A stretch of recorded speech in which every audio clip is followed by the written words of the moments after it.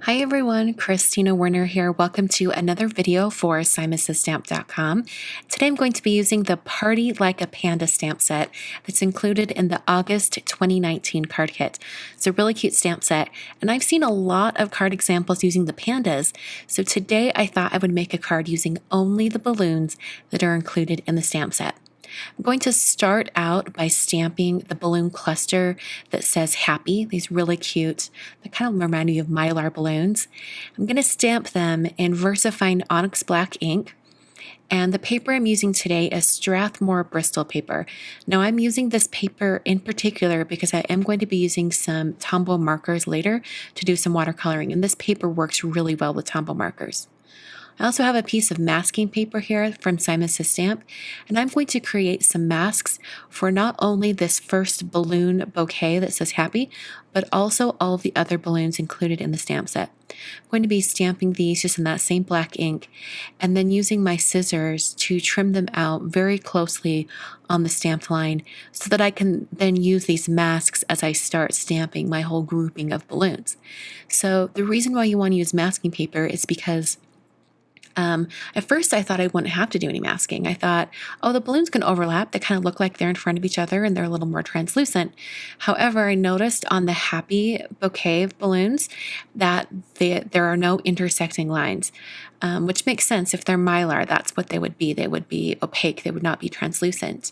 So I decided I would go with that and make sure that none of my other balloons were intersecting or overlapping, obviously, like that. So after I stamped a balloon, I would put that mask right over the top, and then I can stamp another balloon next to it and it wouldn't even show. So I just stamped this heart balloon right next to it. And I don't think I mentioned this, but I'm using VersaFine Onyx Black ink because it is a waterproof ink. So like I mentioned earlier, I'm going to be doing some watercoloring with markers. And so having a waterproof ink is perfect for this. And as I remove each one of these masks, I just put it on the back of the stamp set, and then I can use them later for any other projects that I might create. I've taken my stamped piece and put it onto a hardboard, and I'm taping it down specifically because I'm going to be doing a lot of watercoloring all over the surface of this, and I want to prevent any warping. I'm using the Galaxy set of dual brush pens from Tombow. I'm also using a palette from Art Impressions. It's just a piece of plastic, and I'm scribbling some of the markers onto that palette and then using a water brush from Altenew to pick those colors up.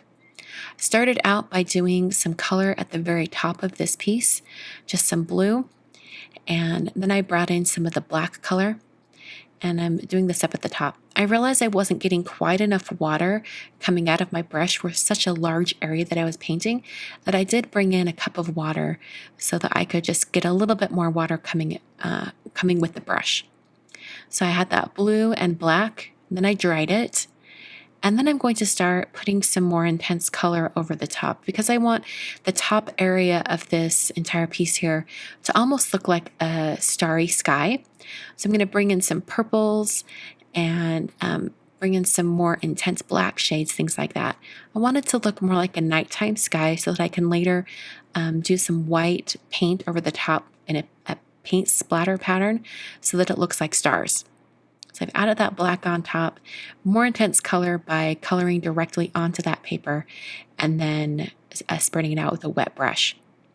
So Bristol paper, if you've never used it when it comes to watercoloring with your markers, it just tends to let the color move a little bit more freely, especially if you color directly onto the paper with your marker and then use a wet brush to kind of spread that color out. I find that watercolor markers really work best on Bristol paper. I think they're a little bit better, they're a little more forgiving. So for each one of these balloons, I am using one color at first. I'm doing a little bit of purple on these two balloons here. And then I'm going to switch colors and I'm going to more of this turquoise shade. And I'm also going to add another balloon with that same turquoise shade over on the side. I don't want to put any of the same color side by side. I don't want any two balloons that are the same color to be next to each other. So right there, it looks like that marker's drying out a little bit, but not a problem since I'm using a water brush to spread that around. I am going to leave the alphabet balloons free of any color because I'm planning to do something a little bit special on those in a bit.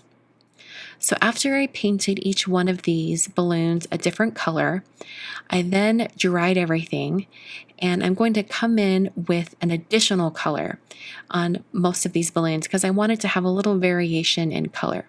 So I'm going to bring some pink onto the purple balloon, both purple balloons actually.